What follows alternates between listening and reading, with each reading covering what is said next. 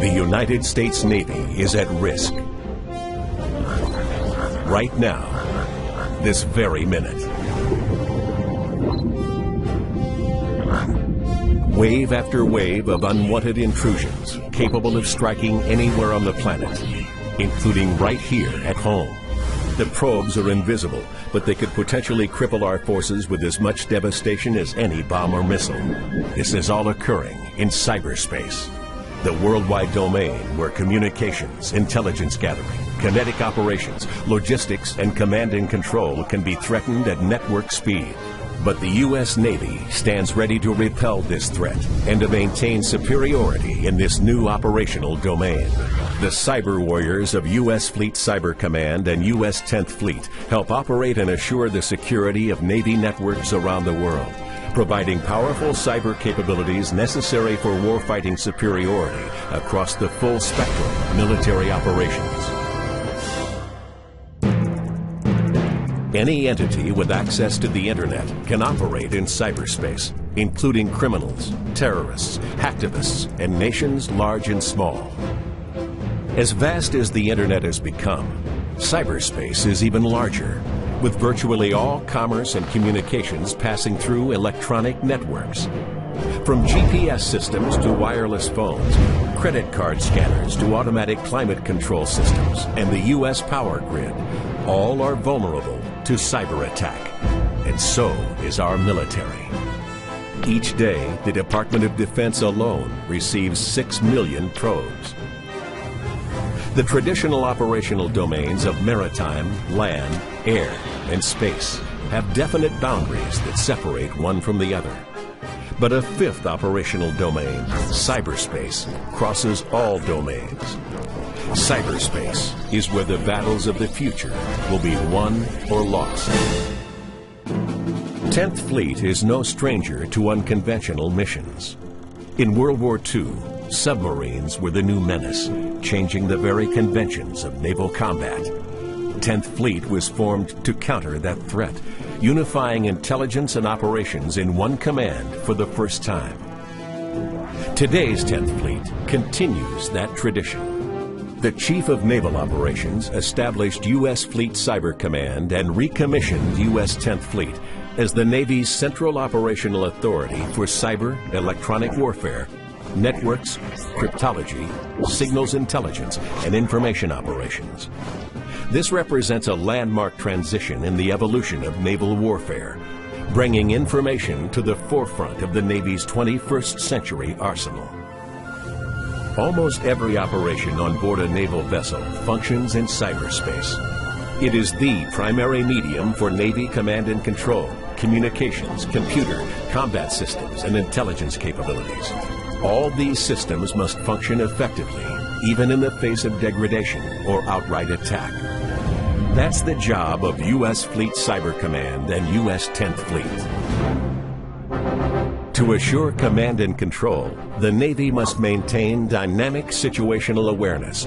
This is constant and total awareness in real time of the state of our networks and communications capabilities. I'm seeing a drop in capacity centered in the typhoon off Japan. We need to reroute our traffic until we can make sure it's reliable. An extension of dynamic situational awareness is dynamic network defense, the ability to proactively counter intrusions or hostile acts against our networks before they disrupt our operations, and to seamlessly maintain continuity of command and control. Battle Watch, Captain. I'm detecting a large amount of traffic flowing into the 5th Fleet MOC. Sir, our network sensor grid is indicating a malicious signature there as well. I believe they're probing our premise router and are getting ready to launch a denial of service attack. Block an incoming source IP address and have intel pass it to U.S. Cybercom J2. Yes, sir.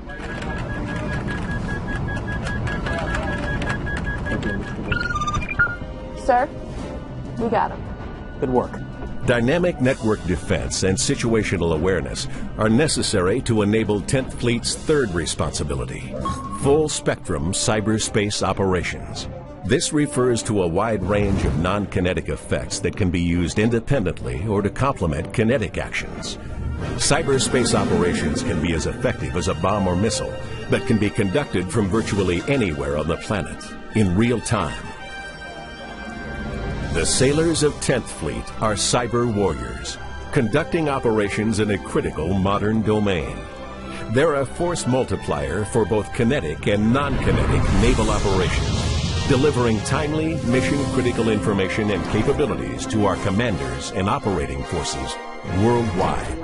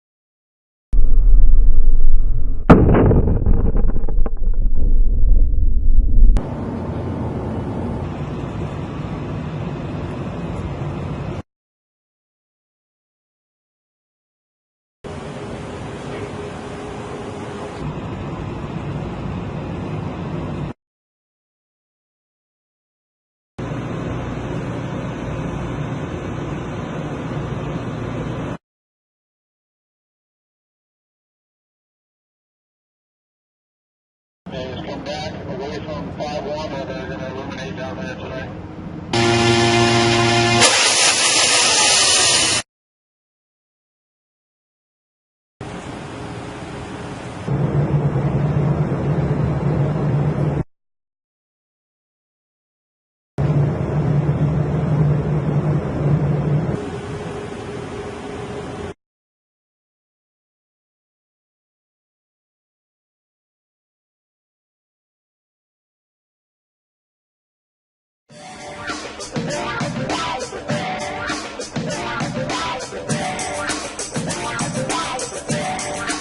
We're actually out here performing flight tests for the F-35C to open up the flight envelope and see what we can learn to get the F-35 ready for carrier evolution, launch, and recovery.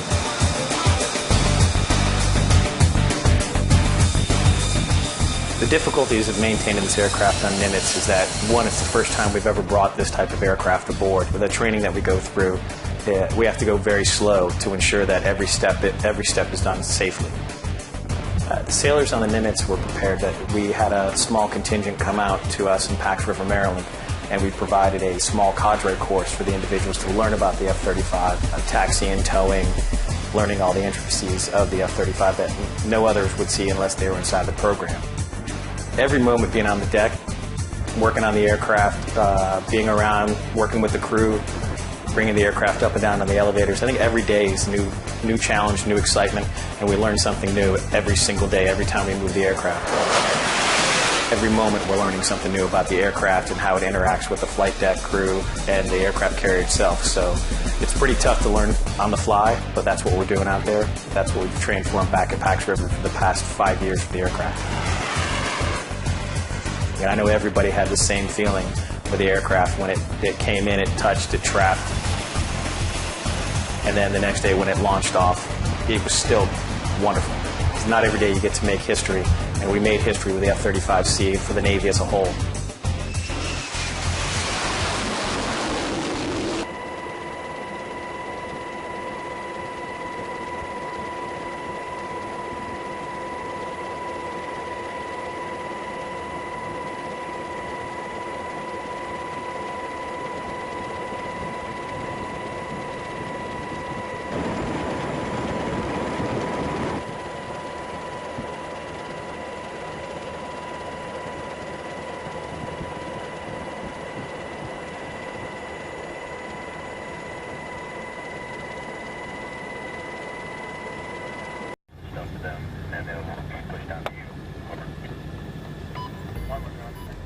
Over the past decade, I've watched American troops operate on the front lines of war in Iraq and Afghanistan, both as a U.S. Marine and later as a journalist. During that time, two things have struck me. First, Americans have developed a low tolerance for seeing their soldiers return home in coffins. And second, soldiers are surrounded by an overwhelming amount of new technology. It's now part of their everyday lives. These two trends are shifting the way the U.S. fights its wars. The Pentagon is currently building an army of what it calls unmanned systems. It's their fastest growing arm of development. And there's a momentum to create machines with more autonomous capabilities, robots which can take certain decisions themselves. But what will this new era of warfare look like? And do the legal and political structures exist to deal with it? These are big meta changes that are happening in war that we've got to wrap our heads around. So I see this as a very major threat to respect for human rights. What is war going to look like when it's robot versus robot? Who wins that war, and how can you even tell?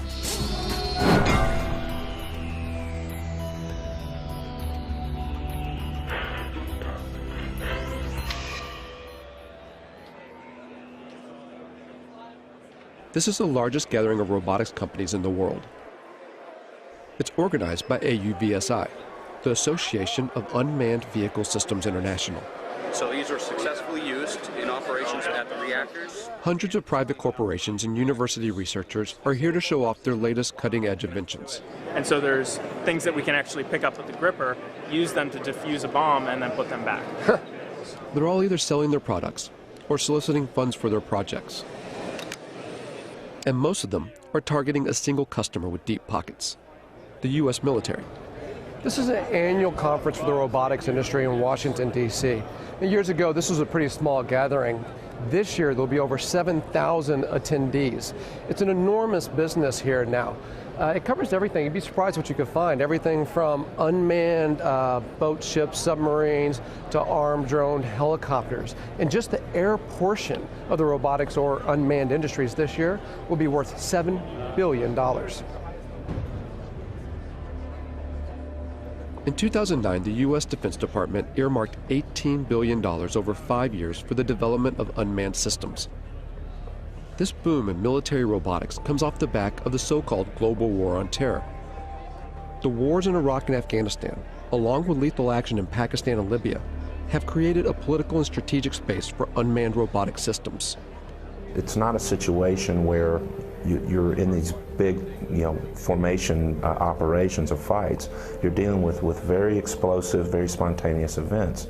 So you need something that's watching all the time and something that's very adaptable to be able to move from one location to another very quickly. The U.S. Air Force is presently training more unmanned systems operators than it's training manned fighter plane and manned bomber plane pilots put together. But that actually makes perfect sense because they're actually buying more unmanned systems than they're buying manned fighter planes or manned bomber planes. The number of drones in use by the U.S. military has surged from a handful in 2001 to over 7,000 today, and the number of ground robots has shot from 0 to 12,000.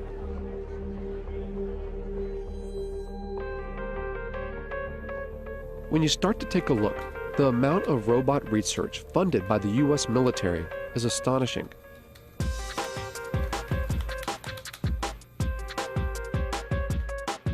Fault lines put in more than 100 requests and follow-ups to the Pentagon, military contractors, private robotics companies, and university research labs. But gaining access to see how these tax dollars are put into use isn't easy.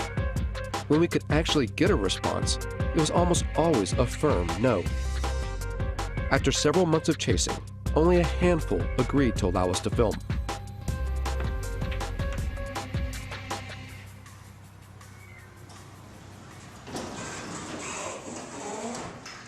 Tardec was one of them. It sits on a base just outside Detroit, Michigan. If you just want to try it out, drive. Seriously, that's it. An Army research facility from World War II. It used to build tanks. Wow, look at that. Now much of their work is dedicated to robotic technology. What we're looking at here at Tardec is unstructured environments. So robots that can move out of the area of very strict programming.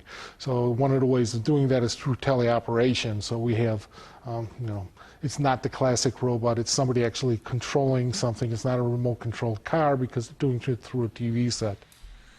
All the robots here are collaborations between TARDEC and private companies or university labs, or both. Companies like iRobot in Bedford, Massachusetts. This is the home of the PackBot, one of the first ground-based robots the U.S. military adopted after 9/11. Thousands are being used in Iraq and Afghanistan to defuse improvised explosive devices, or IEDs. The old way of doing business was to ask an individual, our sons, our daughters, our brothers, our sisters, to mount up one of those heavy, cumbersome, hot bomb suits and literally to waddle out to go face to face with an IED. Today, we do that at distance, and we do it virtually via a robot. Much, much better way to do business. So the interesting thing about this one is light. It weighs about 5 pounds or so. And here's what the military wanted. A robot that you could throw, say over a wall or something, and then look, it rights itself. And now you can see over that wall with the cameras on that robot. With video game-like controllers, soldiers can guide recon robots like this one to see over walls or defuse bombs. These ground-based robots add a buffer between the soldiers that use them and a potential threat, whether it's a bomb or a human enemy. But technology designed to save lives can be easily modified to kill. The step between putting a laser beam on someone's forehead, it's not a technological leap to then putting a bullet in their forehead. It's actually a legal, political question. We feel strongly and ethically that there has to be a man in the loop. If you look at the history of any military technology, it typically starts in reconnaissance, then becomes frustrated that you see bad happenings but can't deal with them, and it evolves to strike. Really, the technology will happen. It's how we're going to deal with that technology. While the idea of arming ground robots still seems taboo, in the air, it's a line that has long been crossed. At a Utah Army testing facility, the military has invited members of the media to a display of its unmanned aerial systems. We're going to showcase that entire package for you here today in a way that I think is going to really resonate with you once you see what's inside and behind the curtain. It's the largest drone demonstration the U.S. Defense Department has ever allowed to be filmed.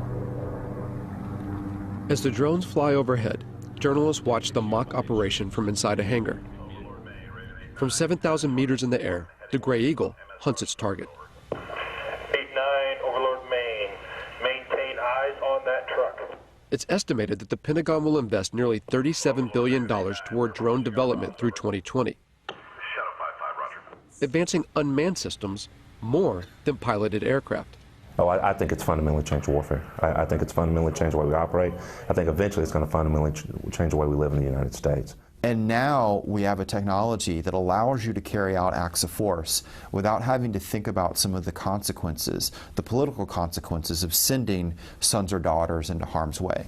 So in my mind, the barriers to war in our society, they were already being lowered. Now we have a technology that literally takes those barriers to the ground.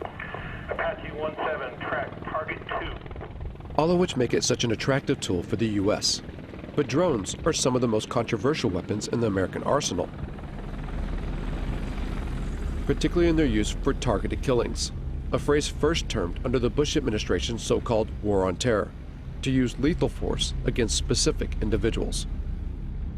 It means killing people, often outside official war zones. The program has been ramped up under the Obama administration. In places where there would be very serious geopolitical ramifications and the ramifications of American lives being placed on the ground in those dangerous situations, the drone appears like a silver bullet. Pakistan has borne the brunt of the silver bullet. And it's all secret. The CIA, not the military, runs the Pakistani drone program. The CIA is not required to offer any information about its operations, how it selects its targets, who's in charge, and how many people are killed. And the Obama administration will not officially discuss the CIA drone program, not even to confirm or deny its existence.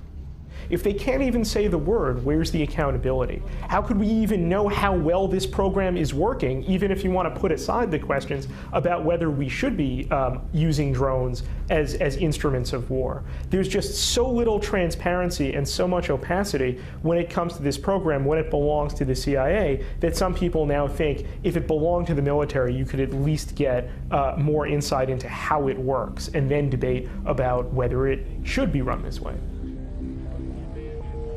Reportedly, civilians and private contractors control the CIA drones, pushing a button from their offices thousands of miles away in Langley, Virginia. At the time this film was made, there have been 308 drone strikes reported in Pakistan since 2004. 256 of those under President Obama. That figure could be far higher. Over 200 strikes hit the region of Waziristan alone, roughly one attack every 4 days.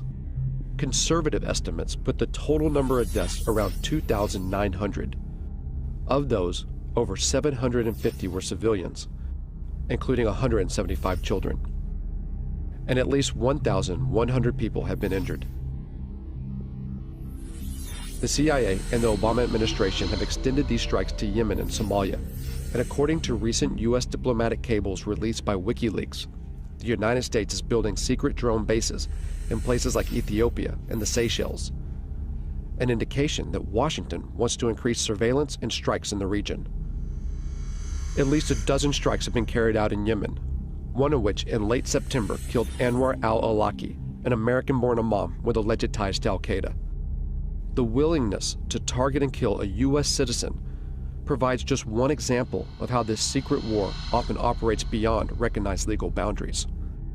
If a intelligence operation carries out an airstrike that goes awry, that accidentally kills civilians, that violates the rules of engagement, there's not a court-martial process set up for that. There is, in my view, at the end of the day, no accountability for what is going on now. Philip Alston spent 6 years studying the legality of the U.S. drone program for the United Nations Human Rights Council. The congressional committees have, as far as anyone knows, never exercised oversight in any specific way in relation to these killings. He says that the American government's justification for the strikes, self-defense in response to 9/11, even now, 10 years later, is a manipulation of the international laws governing conflict. Now, in terms of international law, that represents a fundamental breakdown in what are called the rules on the use of force. It would enable the United States to use force against any target, any country, any time. Following 9/11, Congress passed a resolution called the Authorization for Use of Military Force, or AUMF. It allows the U.S. President to use military force anywhere against people believed to be responsible for 9/11. And when the Obama administration has been asked, what authorities do you possess to go, into Yemen, to go into Somalia, even, outside Afghanistan into Pakistan, for the purposes of attacking people that you say are aligned with al-Qaeda, they use the AUMF. I think the U.S. is certainly risking setting itself up for a significant global backlash against its extension of power extraterritorially. But the bigger problem, of course, is other states saying, well, this is the norm. You do it. Why shouldn't we do it? The UN Human Rights Council has taken no action to further investigate the legality of the U.S. drone program. While the U.S. continues to expand the program, 45 other nations are working on their own drones, many being sold on the open market. In the rush to turn out robotic military systems, who buys these technologies and how they're used has minimal international oversight. In short, the law is not keeping up with the pace of development. Technology doesn't stop, and that's, I think, one thing that people need to realize is that it's accelerating ever faster, not just in the number that we're using it, but how advanced it is. The accelerated pace of development is such that It is inevitable that we are creating machines that are going to be able to do things we cannot currently conceive of them doing. I think if the United States were serious, part of this major program to, if you want to create a word, to robotize its war-making functions, would be to build in various safeguards designed to ensure respect for the laws of war. There has been a mad dash for advancement with very little consideration for how that advancement will play out against human society. And Rita J. King is a futurist who studies the potential dangers that technological advances in robotics and artificial intelligence can bring. Within the United States, you have the military, and then you have, private business, and you have universities. So all these different groups are doing their own research and their own creations at different paces. And eventually there will be more of a coming together of these different aspects of the programming and the creations, and we will cross a line. In a university lab at Virginia Tech, Professor Dennis Hong and his students work on a robotic soccer team. The real thing is, if you want to use these robots outside the lab in real life doing real work, then without all the skills needed to playing soccer, it won't happen. So it's a really good controlled competition where we can develop all the technologies needed for robots to be used in real life. Virginia Tech's funding comes from a variety of sources. These robots are part of a project sponsored by the National Science Foundation. But they also take on projects financed by the U.S. military. So as a research lab, the technology we develop, we want the society to be using our technology. Of course, many of our robotics projects, most of them, if not all of them, are to help the society. But here they recognize that a technology's ultimate use is unpredictable.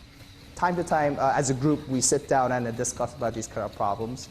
Mainly, it's very sensitive, especially for when we work on military-funded projects and those kind of things. But many times, we don't have any control once it leaves our hands. However, that's true for any technologies, any science besides robotics as well.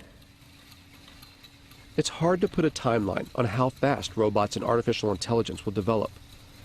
But almost everyone we spoke to seemed to believe that in just a few decades, the robots that will exist in our world will be unrecognizable by today's standards. I think the probability is virtually one, a certainty, that machines will be as intelligent as people, that we will have intelligent robots, that robots will be ubiquitous. So then the consensus of people in the industry is somewhere around 2025, 2030, and even if you were to say, oh, that's optimistic, so maybe it's 2050.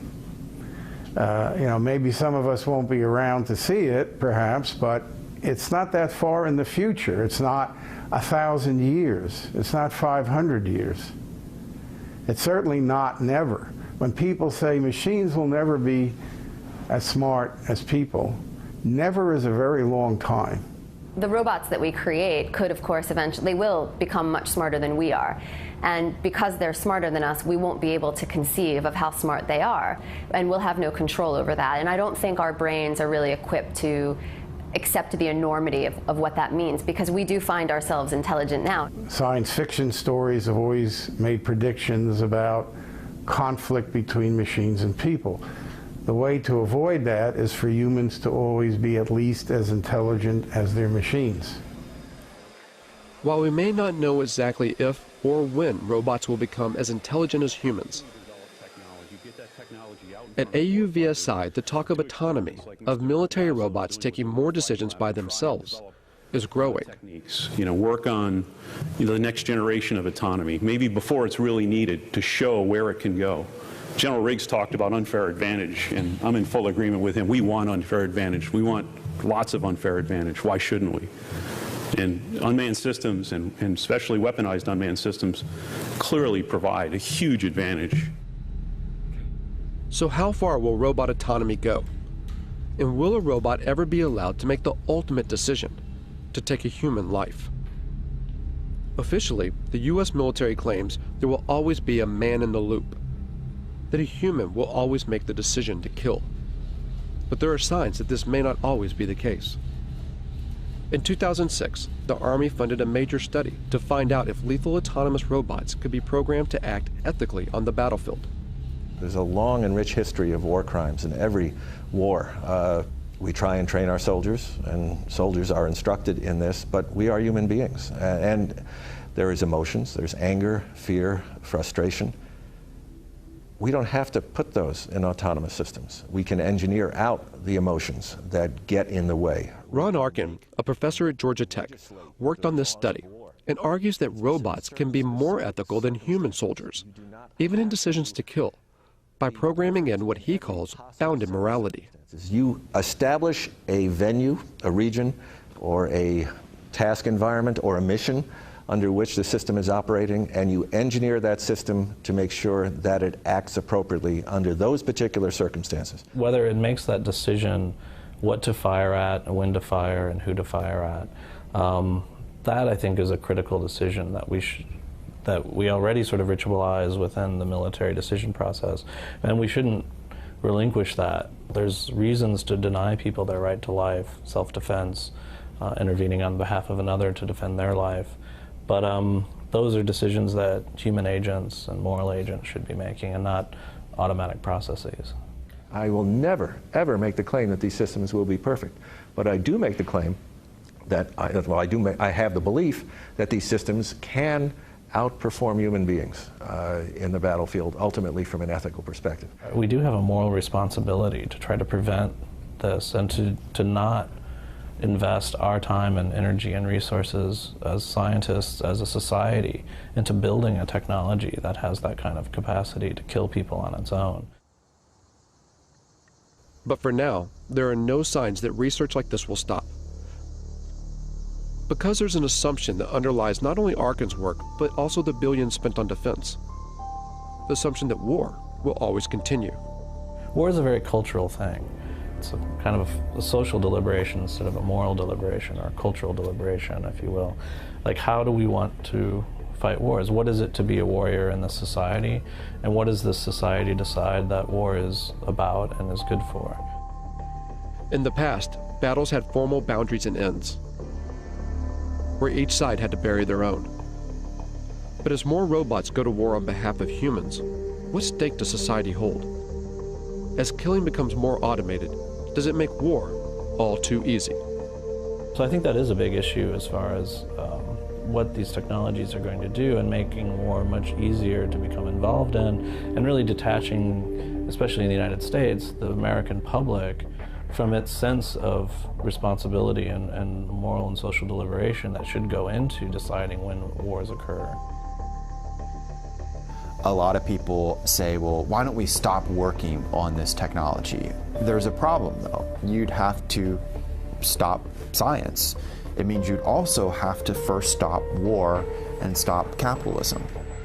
And there's such a vast amount of money that goes into thinking about defense problems and solving defense problems, that if we turned that time and energy and resources into solving more practical problems, we would actually probably alleviate most of the social and political problems that cause us to have defense and security concerns.